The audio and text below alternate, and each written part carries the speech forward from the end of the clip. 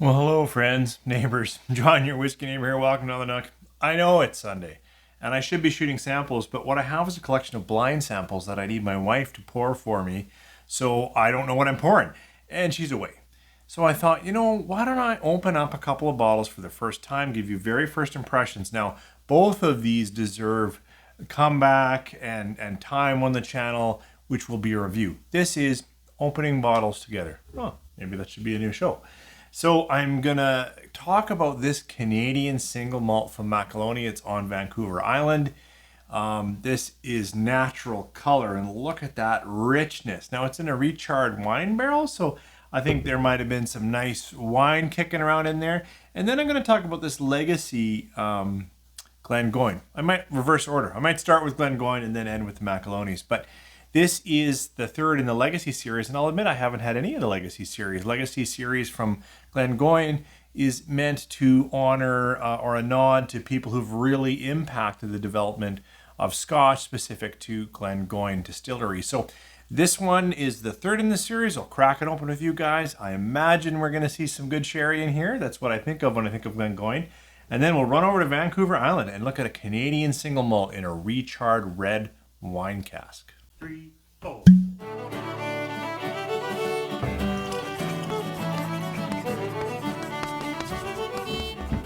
Thanks for staying with me, and I hope you poured something probably sherry or wine influenced. Single malt be the way to go here on this episode. So first I'm going to open up this Glengoyne with you guys.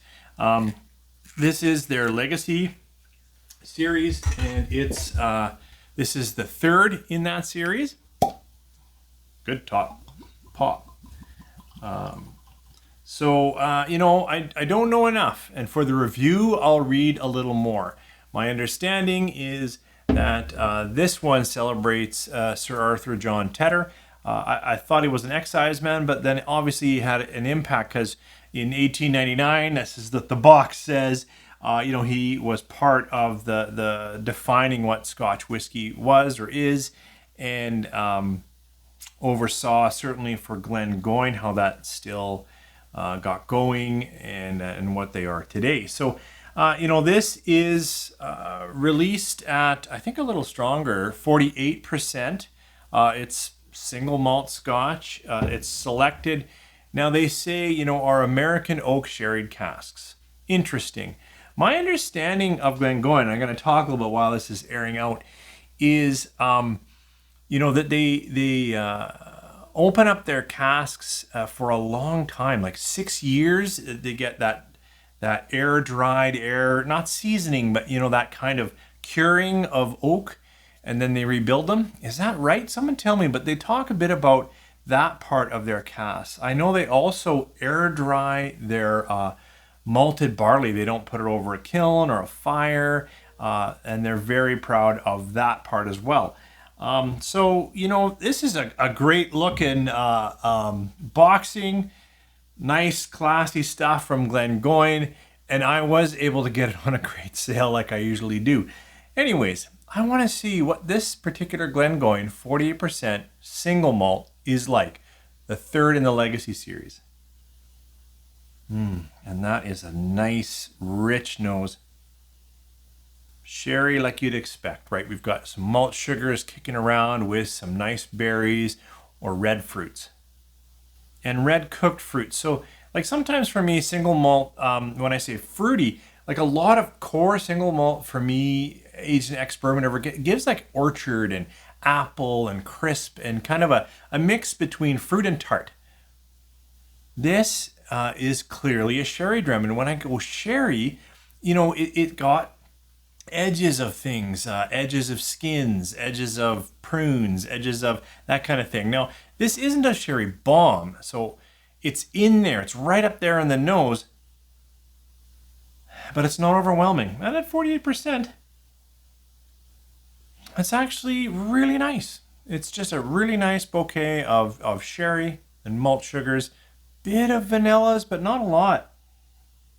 Like just a little high sweetness. That's kind of where I get that vanilla from. Yeah, it's there. It's there for sure. So I haven't rested it long enough, but this is just a sample show. It is Sunday, so let's launch it.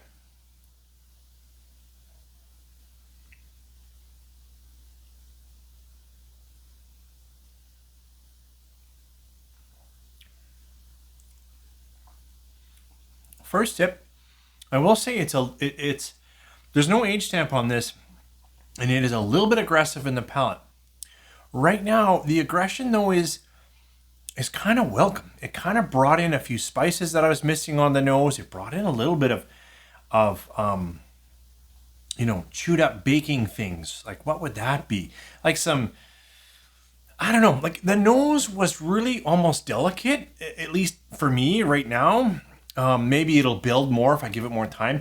And the palate had some nice, darker things, cooked sherries, cooked down fruits. We're more into jams and less light fruit on the table. We're cooked, we've simmered, we're boiled, we've done things on the stove, and that's kind of the darkness that's going on in here. It still doesn't have peppering or spicing or any of that kind of thing. Like hot. I mentioned spicing, but I mean more like baking spices. Another quick sip. Gotcha. That's a tasty single malt. It really is. It's got a little bit of heat. When I talk aggression, I was saying more of the spicing, and that was welcome. But I will say on the second sip, it's got a little heat, and now I'm getting a bit of peppers on the edge of my tongue, but it almost feels like youth and heat. This needs time. Both the bottle to open up, and also I should have rested it a good 10 minutes and not like the 2 minutes I did with you guys. That's a disservice to the Scotch. Starting well though. Aside from the aggression and heat, I'm liking the flavors. And people told me that the other two legacies I haven't tried them really weren't all that good. This is not bad at all. And if you're in the Edmonton area, it was on sale at that liquor store right by the Chinese food store downtown. Switching gears quite a bit to a Canadian single malt. And no doubt this will be young as well. Oh, this looks like the kind of top that I might have to cut away. Oh, I got into it. Yay. I don't know what it is about bottle tops. So, Macaloney's was part of a problem, a legal dispute with not bad, with the Scotch Whisky Society, because their name is very Scotch-like. They make single malt, and so, it's of interest to make sure Scotch is made in Scotland.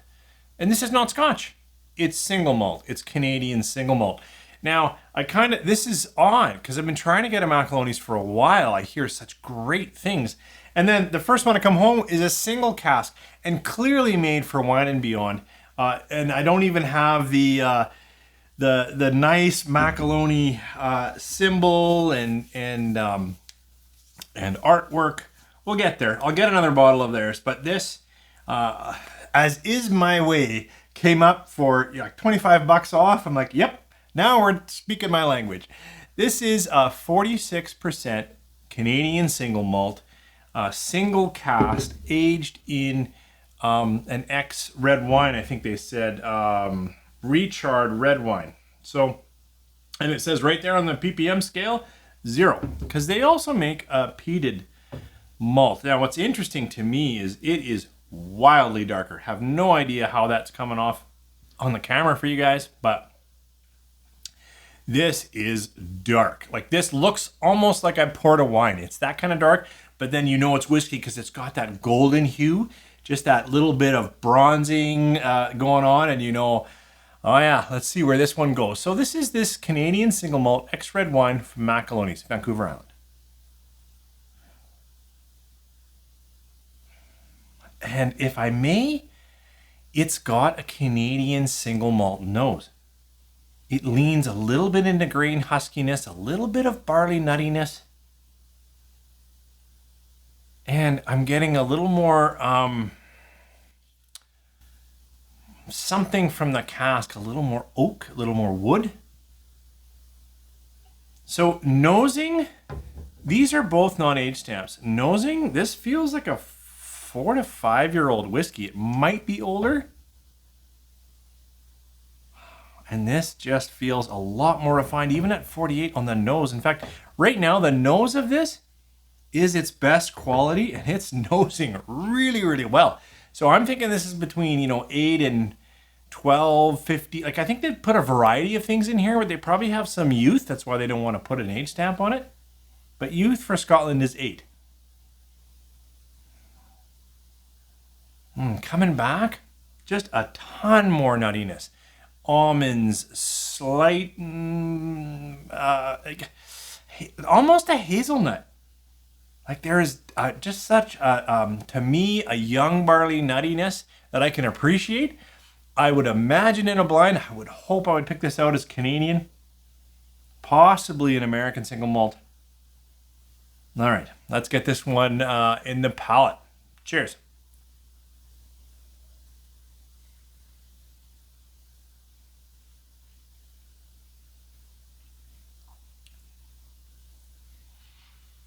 What a delightful, unexpected palate. The fruit notes are there, a little more full ripe wine note type thing. But where this one, the nose is so much more relaxed with nice berries, and then the palate went more aggressive and spicing.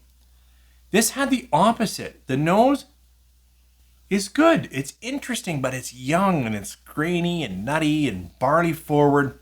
And the palate was just like smooth.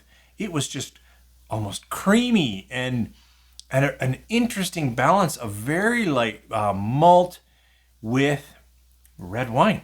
I better try it again. Cheers. I just want to say again, that is like refreshing. It's not often I say that about whiskey, but it has, like, the fruit went lighter in the palate, almost like a light cherry, and then just a gentle malt. And I expected, and okay, now in the finish, I'm getting back some of that nuttiness, but it's coming back as a sweet nut. Interesting. Like, so unexpected. I thought, okay, the palate is going to taste exactly like the nose. Very young, very husky, single malt. But the flavors really worked in the palate. This is just a start, you guys. I don't know if you've had any of the Legacy series or this specifically, or any Macaloney's or this specific single cask for a wine and beyond. I'd love to hear your thoughts. I'd love to hear your thoughts about Canadian Single Malt. Love to hear your thoughts about Glengoyne. It'd be a great conversation to have down below. Look forward to it. Have a good week.